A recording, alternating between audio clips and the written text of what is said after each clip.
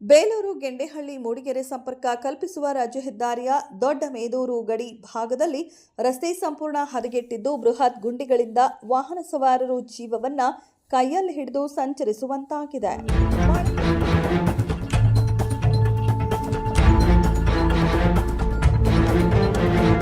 ಮಳೆ ನೀರಿನಿಂದ ಗುಂಡಿಗಳು ತುಂಬಿಕೊಂಡಿರುವುದರಿಂದ ರಸ್ತೆ ನೋಡಿದರೆ ಇದು ರಾಜ್ಯ ಹೆದ್ದಾರಿಯೋ ಅಥವಾ ಸ್ವಿಮ್ಮಿಂಗ್ ಪೂಲೋ ಎಂಬ ಅನುಮಾನ ಮೂಡುವಂತಿದ್ದು ಸಾರ್ವಜನಿಕರು ತೀವ್ರ ಆಕ್ರೋಶ ವ್ಯಕ್ತಪಡಿಸಿದ್ದಾರೆ. ಈ ರಾಜ್ಯ ಹೆದ್ದಾರಿ ಶೃಂಗೇರಿ, ಬಾಳೆಹೊನ್ನೂರು, ಹೊರನಾಡು ಸೇರಿದಂತೆ ಹಲವು ಧಾರ್ಮಿಕ ಕ್ಷೇತ್ರಗಳಿಗೆ ಸಂಪರ್ಕ ಕಲ್ಪಿಸುವ ಪ್ರಮುಖ ಮಾರ್ಗವಾಗಿದೆ. ಪ್ರತಿದಿನ ನೂರಾರು ಲಘು ಹಾಗೂ ಭಾರಿ ವಾಹನಗಳು ಇದೇ ರಸ್ತೆಯಲ್ಲಿ ಸಂಚರಿಸುತ್ತಿದ್ದು ಗರ್ಭಿಣಿಯರು, ರೋಗಿಗಳು ಹಾಗೂ ತುರ್ತು ಚಿಕಿತ್ಸೆಗೆ ತೆರಳುವ ಸಾರ್ವಜನಿಕರು ಇದೇ ಮಾರ್ಗವನ್ನು ಅವಲಂಬಿಸಬೇಕಾದ ಅನಿವಾರ್ಯತೆ ಎದುರಾಗಿದೆ.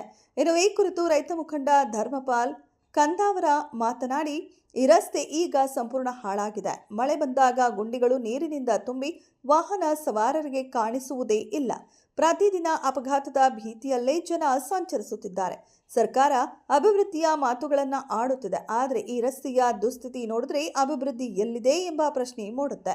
ಅಧಿಕಾರಿಗಳು ಹಾಗೂ ಜನಪ್ರತಿನಿಧಿಗಳು ತಕ್ಷಣ ಶಾಶ್ವತ ದುರಸ್ತಿ ಕಾಮಗಾರಿ ಕೈಗೊಳ್ಳಬೇಕು ಎಂದು ಆಗ್ರಹಿಸಿದ್ದರಲ್ಲದೆ ಇದೇ ರಸ್ತೆಯಲ್ಲಿ ವಿಧಾನ ಪರಿಷತ್ನ ಉಪ ಸಭಾಪತಿ ಎಂಕೆ ಪ್ರಾಣೇಶ್, ಮೂಡಿಗೆರೆ ಕ್ಷೇತ್ರದ ಶಾಸಕಿ ನಯನಾ ಮೋಟಮ್ಮ, ಶೃಂಗೇರಿ ಕ್ಷೇತ್ರದ ಶಾಸಕ ಹಾಗೂ ನಿಗಮ ಮಂಡಳಿ ಅಧ್ಯಕ್ಷ ಟಿಡಿ ರಾಜೇಗೌಡ ಸೇರಿದಂತೆ ಹಲವು ಜನಪ್ರತಿನಿಧಿಗಳು, ರಾಜಕಾರಣಿಗಳು ಹಾಗೂ ಉದ್ಯಮಿಗಳು ಸಂಚರಿಸುತ್ತಾರೆ.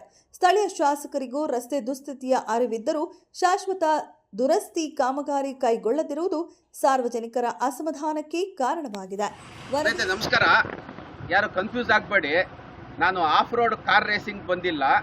ನಾನು ನಿಂತಿರೋ ಜಾಗ ಇದೆಯಲ್ಲ, ಇದು ಬೇಲೂರು ಗೆಂಡೆಹಳ್ಳಿ ಮೂಡಿಗೆರೆ ಸಂಪರ್ಕ ಮಾಡೋಂಥ ರಾಜ್ಯ ಹೆದ್ದಾರಿಯ ದೊಡ್ಡ ಮೇದೂರು ಗಡಿ ಪ್ರದೇಶ ಭಾಗದಲ್ಲಿದ್ದೀನಿ. ಇಲ್ಲಿ ಇಷ್ಟು ದೊಡ್ಡದ ಬೃಹತಾಕಾರದ ಸ್ವಿಮ್ಮಿಂಗ್ ಪೂಲ್ ಆಗಿದೆ ಅಂತ ಹೇಳಿ ದೊಡ್ಡ ದೊಡ್ಡ ಗುಂಡಿಗಳು ಬಿದ್ದಿರೋದು ನಮ್ಮ ಬೇಲೂರು ಕ್ಷೇತ್ರದ ಶಾಸಕರಿಗಂತೂ 100ಕ್ಕೆ 100 ಅವರಿಗೆ ಮನವರಿಕೆ ಆಗಿದೆ ಅಂಥೇಳಿ ನಾನು ಭಾವಿಸಿರ್ತೇನೆ.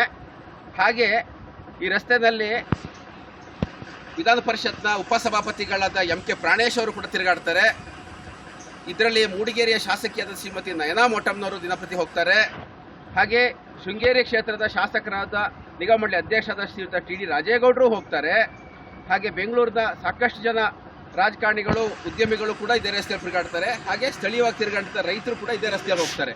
ಈಗ ಯಾಕೆ ಹೇಳ್ತಿದ್ದೀನಿ ಈ ಮಾತು ಅಂತ ಹೇಳಿದರೆ, ಇದು ಮುಖ್ಯವಾಗಿ ಶೃಂಗೇರಿ, ಬಾಳೆಹೊನ್ನೂರು ಹಾಗೂ ಹೊರನಾಡನ್ನು ಸಂಪರ್ಕ ಮಾಡೋಂಥ ಮುಖ್ಯ ರಸ್ತೆ ಆಗಿರ್ತದೆ.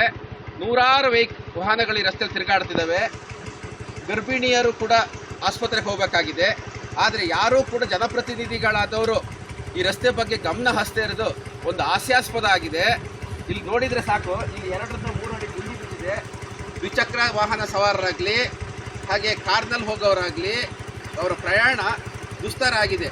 ದಯವಿಟ್ಟು ಯಾರಾದರೂ ಜನಪ್ರತಿನಿಧಿಗಳಿಗೆ ನಿಜವಾಗಿಯೂ ಸಾರ್ವಜನಿಕ ಹಿತಾಸಕ್ತಿ ಇದ್ದಿದೆಯಾದಲ್ಲಿ ಜನಸಾಮಾನ್ಯರು ಬಿಡಿ, ನಾವೇನೂ ಮಾಡೋಕ್ಕಾಗಲ್ಲ, ನಮ್ಮದು ಅಧಿಕಾರ ಇಲ್ಲ, ವಿಧಾನಸಭೆ ಒಳಗೆ ಹೋಗೋಕ್ಕಾಗೋದಿಲ್ಲ.